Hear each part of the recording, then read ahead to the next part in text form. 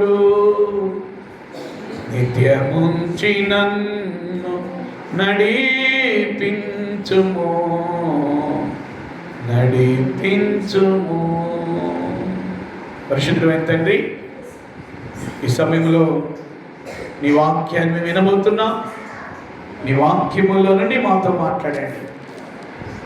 యేసునామములో ప్రార్థించి వాక్య సందేశాన్ని ప్రారంభిస్తున్నాము పరమ తండ్రి. చేతులెత్తి ఆమేన్ చెప్పండి. ఆమేన్. ప్రియులారా, మీ అందరి ప్రార్థన, దేవుని మహాకృప. బన్ను 2 సంవత్సరాలు ట్రైనింగ్ పూర్తి చేసుకున్నాడు. మరి ఇప్పుడు సెలవులకు వచ్చాడు. పిల్లరా, మరి బిడ్డ 2.5 నెలలు ఉంటాడు ఇక్కడ. అంటే జూన్ 2nd వీక్ దాకా ఉంటాడు. ఫైనల్ ఇయర్కి బిడ్డ సిద్ధపడుతున్నాడు. జూన్ నెలలో మళ్ళా కాలేజీ ఓపెన్ అయింది. 3rd ఇయర్కి జాయిన్ అవుతాడు. వచ్చే సంవత్సరం మార్చికి 3rd ఇయర్ కంప్లీట్ అయిపోయింది. అప్పుడు గ్రాడ్యుయేషన్ ఉండింది. సో ఆ గ్రాడ్యుయేషన్ అయిన తర్వాత హైయర్ స్టడీస్కి ఆ బిడ్డ ప్రయత్నాలు ఉన్నాయి కొన్ని. ఆ ప్రయత్నాలన్నీ కూడా దేవుడు సఫలపరుచును గాక. సింగపూర్లోనే ఒక పెద్ద బైబిల్ కాలేజ్ ఉంది, అక్కడికి వెళ్ళాలని ప్లాన్ చేస్తున్నాడు. ప్రభు అన్నిటినీ సమకూర్చును గాక. రైట్ పిల్లరా, ప్రభు చిత్తమైతే వచ్చే ఆదివారం బన్ను మీకు వాక్యాన్ని బోధిస్తాడు. దేవునికి స్తోత్రం చెప్పండి. హల్లెలూయా. ఈరోజే చెప్పమన్నాను, కొంచెం నీరసంగా ఉంది డాడీ, చెప్పలేను అన్నాడు. సో నెక్స్ట్ వీక్ తను నాకు ముందుగా దేవుని వాక్యాన్ని మాట్లాడతాడు. మార్కు సువార్త 15వ అధ్యాయం 42వ వచనము నుండి 46 వరకున్న మాటలు మనం చదువుకుందాం. The book of Mark chapter 15 verse 42-46. Mark సువార్త 15వ అధ్యాయం 42వ వచనము నుండి. ఆ దినము సిద్ధపరచు దినము అనగా విశ్రాంతి దినమునకు పూర్వ దినం గనుక సాయంకాలమైనప్పుడు అరిమతయి యోసేపు తెగించి పిలాతు నొద్దకు వెళ్ళి యేసు దేహము తనకిమ్మని అడిగాను.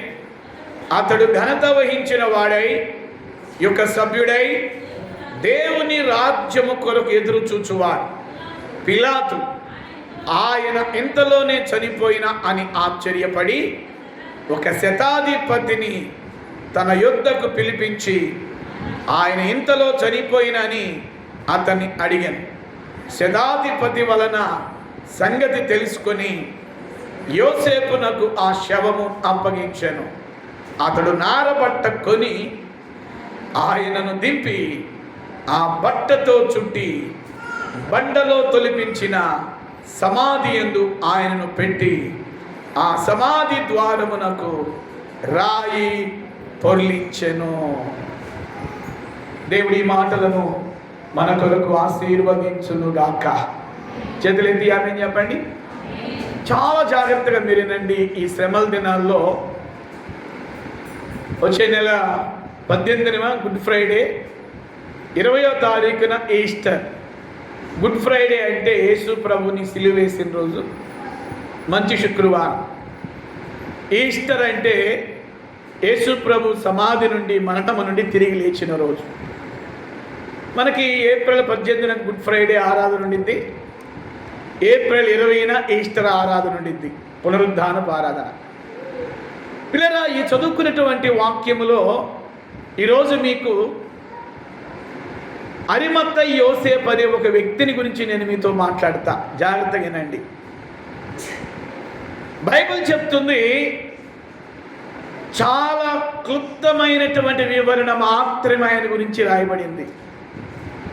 యేసు ప్రభు ఆయన సిలువకు అప్పగించబడిన తరువాత అప్పటి వరకు నమ్మకంగా వెంబడించిన 12 మంది శిష్యులు ఎవరు కూడా ఎప్పుడైతే యేసు ప్రభుని సిలువకు అప్పగించారో ఎవరు కూడా ఒక్క శిష్యుడు కూడా ప్రభు దగ్గర ఉండలేదు. మీకు తెలుసా? వాక్యం చెప్తుంది, గొర్రెల కాపరిని కొట్టుదును, గొర్రెలు చెదిరిపోవును.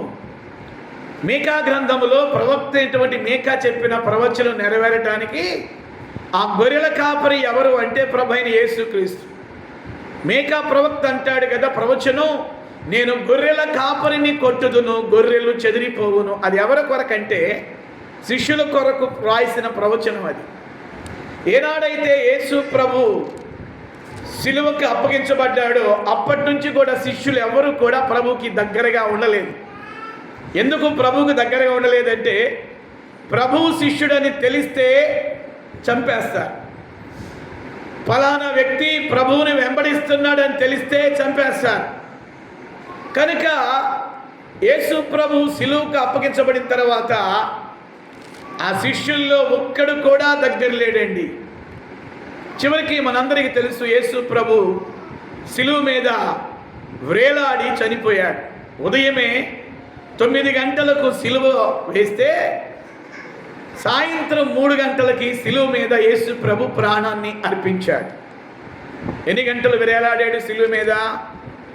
సుమారుగా 6 hours. He was hanging on cross. ఉదయం 9 గంటలకు వేలాడదీయబడ్డాడు సిలువలో. సాయంత్రం 3 గంటలకు సిలువ మీదే ప్రాణం వదిలాడు. అంటే 9 to 3, 6 hours, 6 గంటలు సిలువలో ప్రభు పడిన వేదన, సిలువలో ప్రభు పడిన బాధ, సిలువలో ప్రభువు పడినటువంటి ఆ యొక్క బాధ అది మామూలు బాధ కాదండి. ఒక చిన్నపాటి ఎదురు దెబ్బ తగిలితేనే మనం తల్లడిల్లుతామే. 6 గంటలు సిలువ మీద ప్రభు పడిన బాధ అది మామూలు బాధ కాదు ప్రియులారా. అందుకే సిలువకు అప్పగించబడటానికి ముందు గెత్సెమనే తోటలో యేసు ప్రభు చేసిన ప్రార్థన మీరు జ్ఞాపకం చేసుకోవాలి. ఆ సిలువ మరణం ఎలా ఉండిద్దో ఆయనకి తెలుసు కాబట్టే ఏమంటున్నాడు, తండ్రి సాధ్యమైతే ఈ గిన్నెను నా యొద్ద నుండి. ఏ గిన్నెది? సిలువ శ్రమలు అనే గిన్నె, సిలువ మరణం అనేటటువంటి గిన్నె. పిల్లరా, ఆయనను నా చిత్తము కాదు నీ చిత్తమే సిద్ధించునుగా. కానీ సిలువకు అప్పగించబట్టానికి కూడా ప్రభువు సిద్ధపడ్డాడు. ఈ ఆరాధనలో మనందరం కూడా ఆయన ప్రేమను తెలుసుకోవాలి ప్రియులారా. ఆయన ప్రేమను మనం అనుభవించాలి ప్రియులారా. నిజంగా ఒక్కసారి నువ్వు ఆయన ప్రేమను ఎరిగితే, ఆయన ప్రేమను నువ్వు రుచి చూస్తే, ప్రభు కొరకు నువ్వు ఎంత దూరమైన వెళ్ళటానికి నువ్వు సిద్ధపడతావు. ఆయన ప్రేమను నువ్వు ఎరిగితే, ఆయన కలువరి సిలువ ప్రేమను నువ్వు ఎరిగితే, ఆయన కొరకు నువ్వు ఎంత దూరమైన వెళ్ళటానికి సిద్ధంగా ఉంటావు. అందుకే బైబిల్ చెప్తుంది, యెహోవా ఉత్తముడని రుచి చూసి తెలుసుకోండి. ఆయన ప్రేమను మీరు అర్థం చేసుకుంటే, ఆయన ఏమిచ్చినా ఏమివ్వకపోయినా మీరు ప్రభువులోని నిలబడతారు. ఆయన ప్రేమను మీరు అర్థం చేసుకుంటే, ఎన్ని శ్రమలు వచ్చినా ఆ శ్రమల్లో మీరు ప్రభు కొరకు నిలబడతారు ప్రియులారా. ఆయన ప్రేమను మీరు అర్థం చేసుకుంటే, నీ ఆర్థిక పరిస్థితి మార్పు చెందినా మార్పు చెందకపోయినా నువ్వు ఆయన ప్రేమను బట్టి నువ్వు స్థిరంగా ఉంటావు ప్రియులారా. ఈ చదువుకున్న వాక్యములో యేసు ప్రభు శిలువ మీద వేలాడుతుంటే, అప్పటి వారికి తనతో ఉన్నటువంటి 3.5 సంవత్సరాలు తను చేసిన అద్భుతాలన్నీ 12 మంది శిష్యులు చూశాడు. ఇస్కరియోతు యోధ అనేవాడు ఊరేసుకు చచ్చాడు. వాడిని పక్కన పెడితే 11 మంది. ఆ 11 మంది, అరే ప్రభువుని మనం విడవకూడదు కదా, ప్రభువును మనం విడిచిపెట్టకూడదు కదా, ఎందుకంటే మనల్ని ప్రభు శిష్యులుగా అపోస్తులుగా ఎన్నుకున్నాడు కదా, ఆయన తర్వాత ఈ సేవా భారము రాజ్య భారము మన భుజాల మీద మోపబడింది కదా, ఆయన మనం విడవకూడదు కదా అని ఆలోచన వాళ్ళకు ఉన్నప్పటికీ ప్రభు దగ్గరికి వెళ్తే ఎక్కడ చంపేస్తారో అనే భయంతో 11 మంది చెదిరిపోయారు ప్రియులారా. శిలువ మీద ఒక్కడే ప్రాణం పెట్టాడు. ఉదయం 9 గంటలకు శిలువ మీదకి ఎక్కితే సాయంత్రం 3 గంటలు 6 గంటలు శిలువ మీద వేలాడాడు. ప్రభు చిత్తమైతే వచ్చే గుడ్ ఫ్రైడే అంటే వచ్చే నెల 18వ తారీఖు గుడ్ ఫ్రైడే రోజు 7 మాటలు మనం విందాం. సిలువలో ప్రభు పలికిన 7 మాటలు. అయితే ప్రభు చనిపోయిన తర్వాత జాగ్రత్తగా వినాలి. మరి శవాన్ని దించడానికి ఎవరు లేరు. సరే, శిష్యులైనా సాయంత్రం పూట వెళ్ళి ఆ పిలాతు అనేవాడి దగ్గరికి వెళ్ళి, అయ్యా ప్రభు శరీరాన్ని మాకివ్వు, ఆయన్ని భూస్థాపన చేయాలి, ఆయన్ని సమాధి చేయాలి, అది మా యోధా పద్ధతి అని అడగాల్సినటువంటి శిష్యులు ఒక్కడు కూడా ఎవడైనా ఆ ప్రభు యొక్క దేహాన్ని, పార్థివ దేహాన్ని సమాధి చేస్తానికి వస్తారంటే ఒక్కడు కూడా రాలా. ఎందుకు రాలేకపోయారంటే వారిలో భయం. ఎందుకు ప్రభు దగ్గరికి, ఆ సిలువ దగ్గరికి రాలేకపోయారంటే ఏమో ప్రభువుకు వలె వారిని కూడా సిలువేస్తారేమో అనే భయం. మొత్తానికి పిల్లారా, ఆ ప్రాంతంలోనే ఒక వ్యక్తి ఉన్నాడు. ఆ వ్యక్తి పేరు అరిమత్తయి యోసేపు. ఆ పేరు చెప్పండి, అరిమత్తయి యోసేపు అనండి. వాస్తవానికి అరిమత్తయి అనేటటువంటిది ఒక పట్టణం. ఇది యెరూషలేముకు సుమారుగా ఒక 7-8 కిలోమీటర్ల దూరంలో ఉండింది. అరిమత్తయి అనేటటువంటిది ఒక ఆదినాల్లో ఒక చిన్న పట్టణంగా పిలిచేవాడు అనమాట, ఏ స్మాల్ టౌన్. ఆ పట్టణానికి చెందినటువంటి వ్యక్తి యోసేపు. బైబిల్ గ్రంథంలో యోసేపు అని పేరు కలిగిన వారు 8 మంది ఉన్నారు. ఆ 8 మందిలో ఈ యోసేపు ఎవరయ్యంటే శిష్యుడైన యోసేపు. ఈయన రహస్య క్రైస్తవుడు, రహస్య శిష్యుడు అన్నమాట. యేసుప్రభు అంటే ప్రేమ, యేసుప్రభు బోధలకి ఆకర్షించబడ్డాడు, యేసుప్రభు యొక్క బోధల వైపు తిప్పబడ్డాడు. ఆ దినాల్లో పిలాతు అనేటటువంటి ఒక అధికారి, ఆ రోమ్ అధికారి యొక్క సభలో ఇతను ఒక ప్రాముఖ్యత పొందినటువంటి వ్యక్తిగా పిలువబడుతున్నాడని చరిత్ర చెప్తుంది. ఒక అధికారిగా ఉన్నాడు ఈ అరిమత్తయి యోసేపు అనే వ్యక్తి. శిష్యులు ఎవరు కూడా ప్రభు దేహాన్ని తీసుకెళ్ళడానికి రాకపోతే ప్రభు దేహాన్ని ఎలాగైనా సమాధి చేయాలి కదా, ప్రభు దేహాన్ని ఎలాగైనా సమాధి చేయాలి కదా.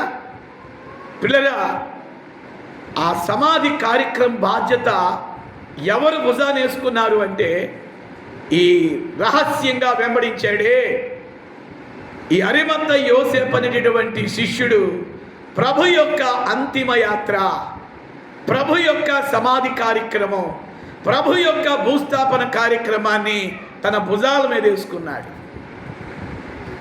ఇతడికి సమాజంలో పొలుగుబడి ఉంది. పిలాతు అధికార సమూహములు ఇతను కూడా ఒక ఘనత వహించిన వాడుగా ఉన్నాడు.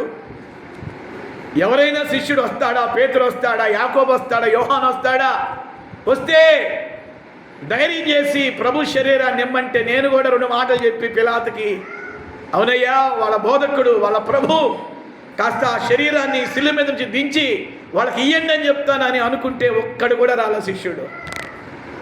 చివరికి బైబిల్ చెప్తుంది, ఇప్పుడు మనం చదువుకున్నాం కదా మార్కు సువార్తలో, పిల్లరా అతడు సాయంకాలమున తెగించి అనే మాట కనబడుతుంది. స్తోత్రం చెప్పండి, హల్లెలూయా. కొంచెం గట్టిగా చెప్పండి, హల్లెలూయా. 43వ వచనం, గనుక సాయంకాలం అయినప్పుడు అరిమత్తయి యోసేపు తెగించి, ఒకసారి గట్టిగా నోరు తెరిచి ఆ మాట చెప్పండి, తెగించి అనండి. అంటే పిలాతు దగ్గరికి వెళ్ళి, అయ్యా పిలాతు ఎవరయ్యంటే ప్రభుకి శిలువ మరణపు శిక్షను విధించిన వాడు, ఆ అధికారి అయినటువంటి రోమ్ అధికారి పిలాతు. ఆయన దగ్గరికి వెళ్ళి ప్రభు దేహాన్ని తనకిమ్మన్నాడు, ప్రభు శరీరాన్ని నాకు ఇవ్వు అన్నాడు. పిల్లలు, ఇక్కడ నేను మీకు ఇతనిలో ఉన్న ఒక మంచి లక్షణం చెప్తాను. ఇతడు ప్రభు కొరకు తెగింపు కలిగిన వాడుగా ఉన్నాడు.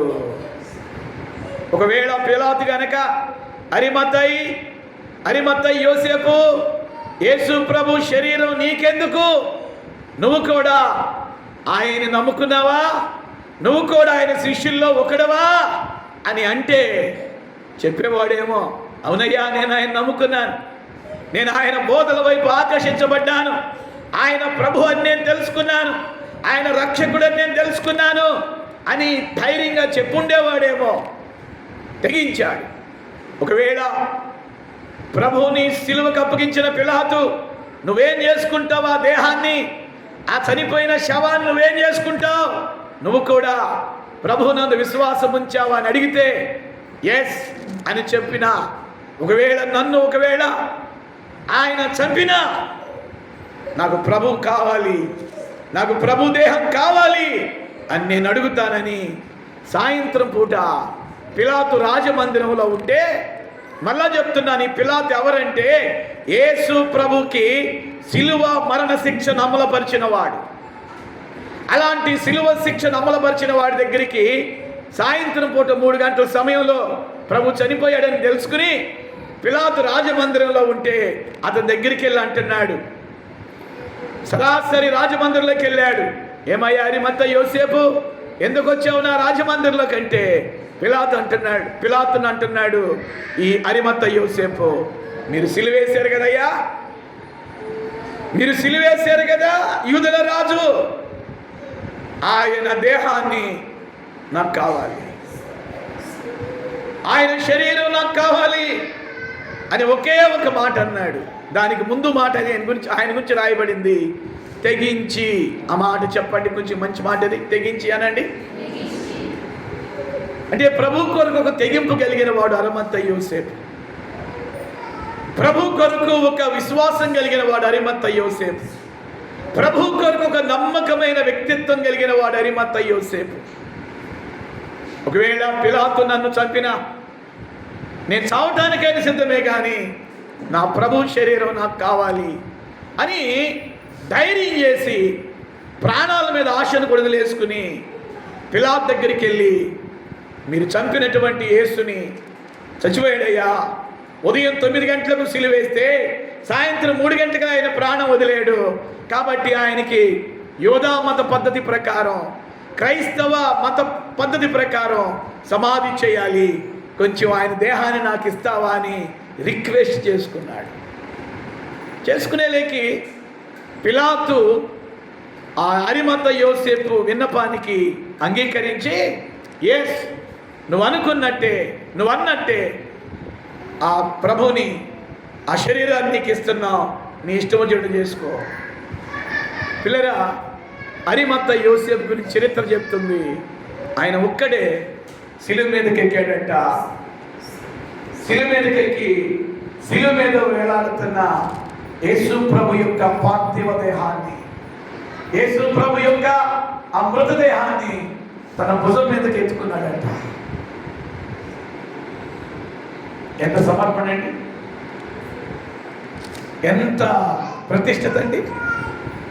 శిష్యులు ఎవరు చేయలేని పని. 3.5 సంవత్సరాలు తనతో ఉన్నారు శిష్యులు. తన కళ్ళారా చూసి అద్భుతాలు చూశారు. 3.5 సంవత్సరాలు వాళ్ళకి తిండికి డోకా లేకుండా చూసుకున్నాడు.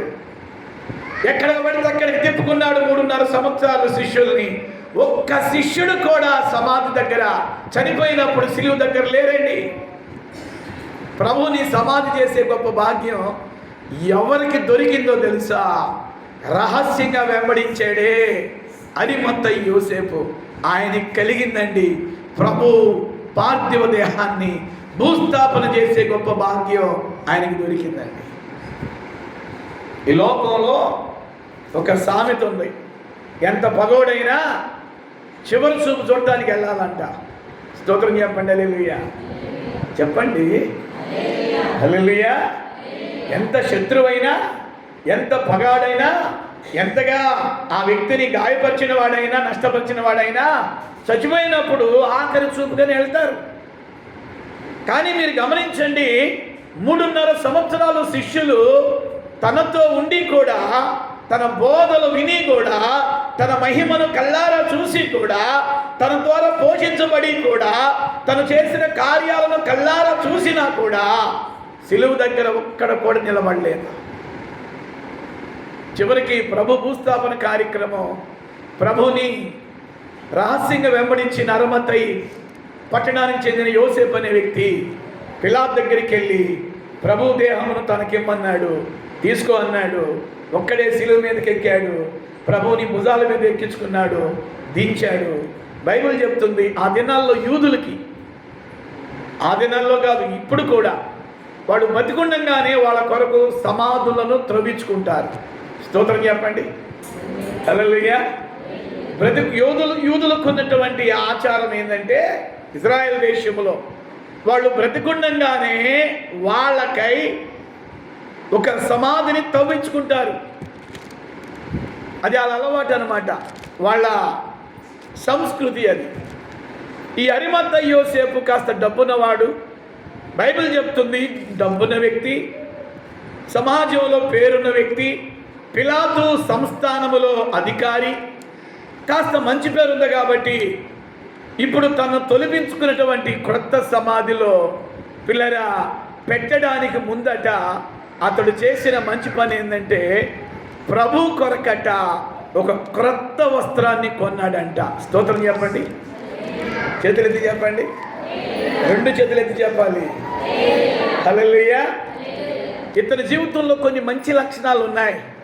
ప్రభు కొరకు తెగింపు ఉంది.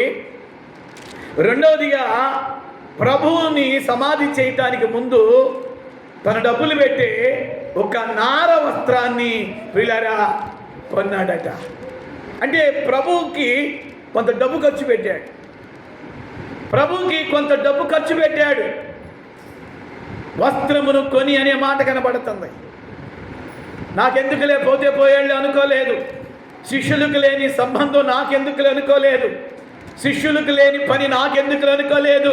12 మంది శిష్యులు తన్ని ఇచ్చినా, యేసుని వదిలి దూరంగా వెళ్ళినా, ఈ రహస్య విశ్వాసిగా ఉన్నటువంటి అరిమత్త, ఈ పట్టణానికి చెందిన యోసేపు పిలాతు దగ్గరికి వెళ్ళి తెగించి ప్రభు దేహాన్ని తీసుకున్నాడు, ఒక క్రొత్త వస్త్రాన్ని ప్రభు కొరకు కొన్నాడు.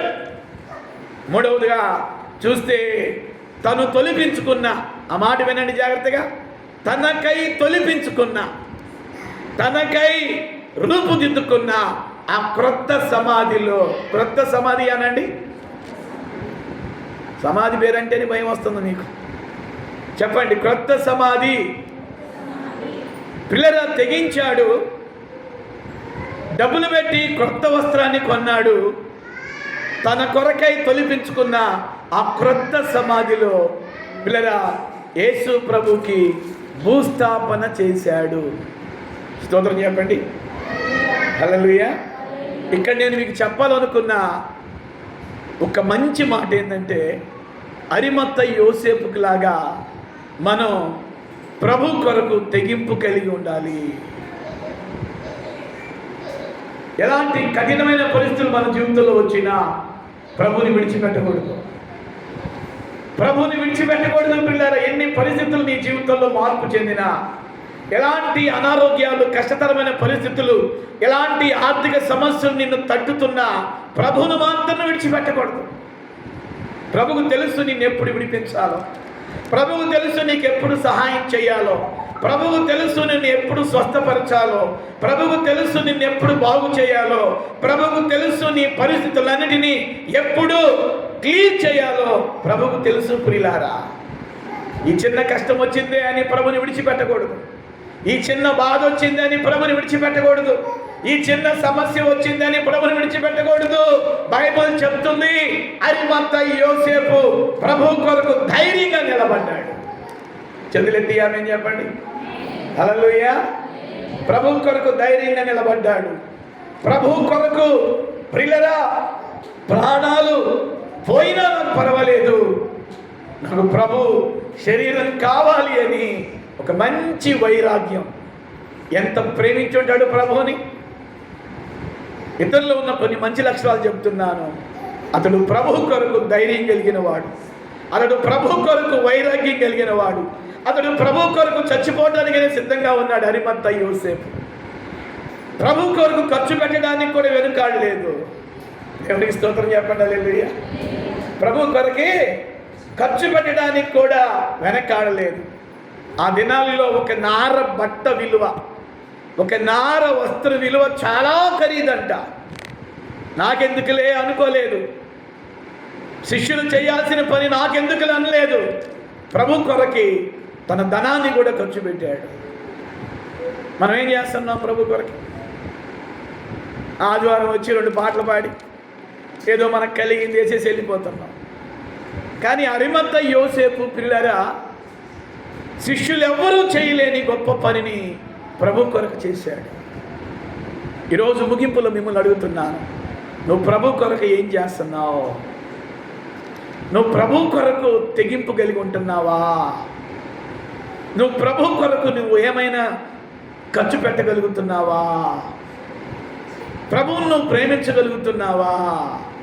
అరిమత్త యోసేపు తెగింపు కలిగిన వాడు. నువ్వు కూడా తెగింపు కలిగి ఉండాలి దేవుని కొరకు. అరిమత్త యోసేపు తనకున్న ధనంలో దేవునికి ఖర్చు పెట్టాడు. మనం కూడా మనకున్న ధనంలో దేవునికి ఖర్చు పెట్టేవారంగా ఉండాలి. అరిమత్త యోసేపు తన కొరకు తొలిపించుకున్న క్రొత్త సమాధిలో, వింటున్నారా? తన కొరకై తొలిపించుకున్న క్రొత్త సమాధిలో ప్రభుని సమాధి చేశాడు. చివరిగా పిల్లరా, అరిమత్త యోసేపు ప్రభువుని శిష్యులందరికంటే ఎక్కువగా ప్రేమించాడు. స్తోత్రం చెప్పండి. హల్లెలూయా, హల్లెలూయా. ఈరోజు అరిమత్త యోసేపుకు లాగా మనం ప్రభువుని ఎక్కువగా ప్రేమిద్దాం. ప్రభు కొరకు మనం తెగింపు కలిగి ఉందాం. ప్రభు కొరకు మనం మనకున్న దాంట్లోనే మనం గుప్పిళ్ళిపుదాం. ప్రభు కొరకు పిల్లారా, మనం ఒక అరిమత్త యోసేపుకు వలె సాక్షులంగా ఉందుముగాక. చివరికి చరిత్ర ఈ అరిమత్త యోసేపు గురించి ఏమని చెప్తుందంటే, ప్రభు కొరకంట అత్త సాక్షి అయిపోయాడంట. స్తోత్రం చెప్పండి. హల్లెలూయా. ప్రభు కొరకి చనిపోవటానికి కూడా ఇష్టపడ్డాడంట. ఎస్, అత్త సాక్షి అయ్యాడంట ఈ అరిమత్త యోసేపు. ఈరోజు ప్రియులారా, ఈ సిలువ శ్రమల దినాల్లో ఉన్నటువంటి మనం ఖచ్చితంగా ఈ ఆదివారమున అరిమత్త యోసేపు భక్తిని జ్ఞాపకం చేసుకోవాలి. అరిమత్త యోసేపు విశ్వాసాన్ని జ్ఞాపకం చేసుకోవాలి. అరిమత్త యోసేపుకి ప్రభు మీద ఉన్న ప్రేమను జ్ఞాపకం చేసుకోవాలి. అరిమత్త యోసేపుకున్న ఆ తెగింపును మనం జ్ఞాపకం చేసుకోవాలి. అరిమత్త యోసేపుకున్న ఆ ధైర్య సాహసాలు మనం జ్ఞాపకం చేసుకోవాలి. అరిమత్త యోసేపుకున్న ఆ యొక్క దేవునికి ఇవ్వటం, ఆ త్యాగపూర్వకమైన కానుకలు ఇవ్వటం అనేది మనం నేర్చుకోవాలి. ప్రియులారా, ఈరోజు అరిమత్త యోసేపు చనిపోయి చాలా కాలమైనా ఇప్పటికీ ఆయన గురించి బైబిల్లో రాయబడింది అంటే అరిమత్త యోసేపుకున్న ఆ ఆత్మీయత ప్రస్తుతం మనం కూడా కలిగి ఉండాలని ప్రభు మనతో మాట్లాడుతున్నాడు. తల్లవంచండి, ప్రార్థన చేసుకుందాం. తల్లవంచండి, ప్రార్థన చేసుకుందాం. శిష్యులందరూ పారిపోయారు, అతడొక్కడే నిలబడ్డాడు. శిష్యులు ఎవరు చూపలేని తెగింపు అరిమత్త యోసేపు చూపించాడు. శిష్యులకి ఎవరికి లేని ఆ యొక్క సమర్పణ, శిష్యులు ఎవరికి లేని ఆ ప్రతిష్టత అరిమత్త యోసేపుకుంది. అరిమత్త యోసేపుకుంది. నిలబడదామా? చేతుల పైకెత్తి ప్రార్థనలో ఉందాం. నిలబడండి. Shall we all stand in the presence of God? Shall we all stand in the presence of God? Hallelujah, hallelujah, hallelujah. మనమందరము కూడా చేతుల పైకెత్తి ప్రార్థనలో ఉందాం. పరిశుద్ధాత్మ దేవుడు మనందరితో మాట్లాడినటువంటి మాట, అవును, అరిమత్త యోసేపు లాగా మనం ఉండాలని పరిశుద్ధాత్మ దేవుడు మాట్లాడుతున్నాడు. పిల్లగా ఒక విశ్వాసిగా, ఒక దేవుని బిడ్డగా నీ నా జీవితంలో అరిమత్త యోసేపు లక్షణాలను మనం కూడా కలిగి ఉండాలి. శిష్యులు ఎవ్వరూ కూడా చేయని గొప్ప కార్యాలు. ఛత్రపతి చిన్న ప్రార్థన. తెగించాడు, దేవుని కొరకు తెగించాడు. నాకు ప్రభు శరీరం కావాలి. అతడొక్కడే శిలువ మీదకు ఎక్కి శిలువ మీద నుండి ప్రభుని భుజాన వేసుకుని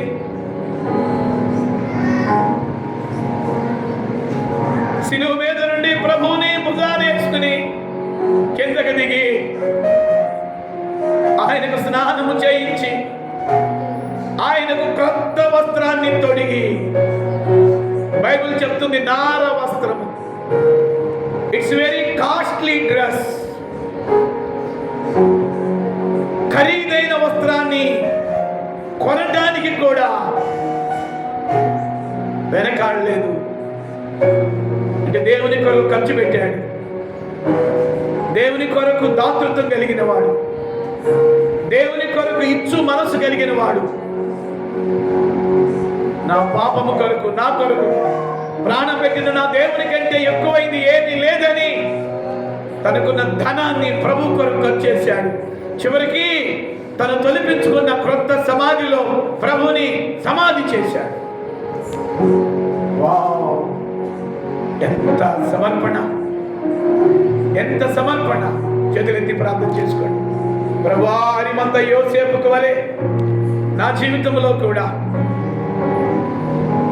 నిన్ను ప్రేమించే మనసు, నీ కొరకు ధైర్యంగా నిలబడే మనసు, నీ కొరకు దాతృత్వం కలిగే ఇచ్చే మనసు,